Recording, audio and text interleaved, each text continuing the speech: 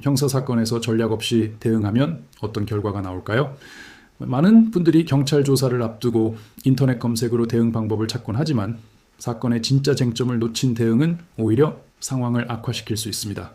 예를 들어 형사사건에서 가장 중요한 초기 경찰 조사 단계에서 어떻게 대응하는지에 따라 기소 여부나 형량이 크게 달라질 수 있습니다. 저희는 절도, 성범죄, 보험사기 등 각 범죄 유형별로 핵심 쟁점을 먼저 분석합니다. 그리고 단순히 무죄 주장만 반복하는 대신 수사기관이 어떤 증거를 확보했을지, 추가 수사는 어디까지 이어질지를 예측하며 여러 시나리오에 맞춰 방어 전략을 설계합니다. 이때 저희는 성공 보수를 받지 않는 것을 원칙으로 합니다. 사건의 결과를 거래처럼 여기지 않고 오직 의뢰인의 최선의 이익을 위해 모든 절차에서 독립적이고 책임감 있게 판단하기 위함입니다. 그래서 상담 단계에서 발생한 비용이 나중에 중복되지 않도록 조정하고 형식적인 착수금만으로 사건을 막지도 않습니다. 민사사건도 마찬가지입니다. 단순히 소송에서 이기는 게 끝이 아니죠. 채권 추심이나 손해배상 사건에서는 소송 전 단계부터 상대방의 재산을 파악하고 판결 이후 강제 집행까지 이어지는 실질적인 회수 가능성을 중심으로 사건을 설계합니다.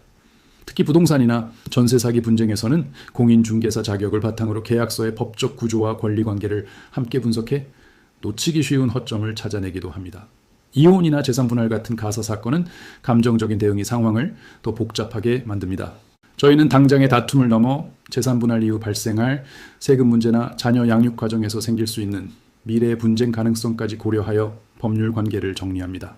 학교폭력이나 군인징계, 행정소송처럼 절차적 특수성이 강한 사건들 역시 마찬가지로 각 유형에 맞는 맞춤형 대응 구조를 통해 해결의 실마리를 찾아 나갑니다.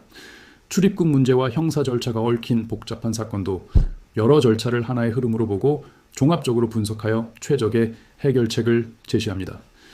2014년 문을 연 이후 저희는 모든 사건을 변호사가 상담부터 조사 입회, 소송까지 직접 책임지는 구조로 진행해 왔습니다. 사무직원을 통해 소통하는 대신 변호사와 직접 대화하며 전국 모든 지역의 사건을 전자소송을 통해 신속하게 처리합니다. 과장된 약속 대신 현실적인 분석과 철저한 준비로 신뢰를 지켜온 곳 법률사무소 아신입니다. 감사합니다.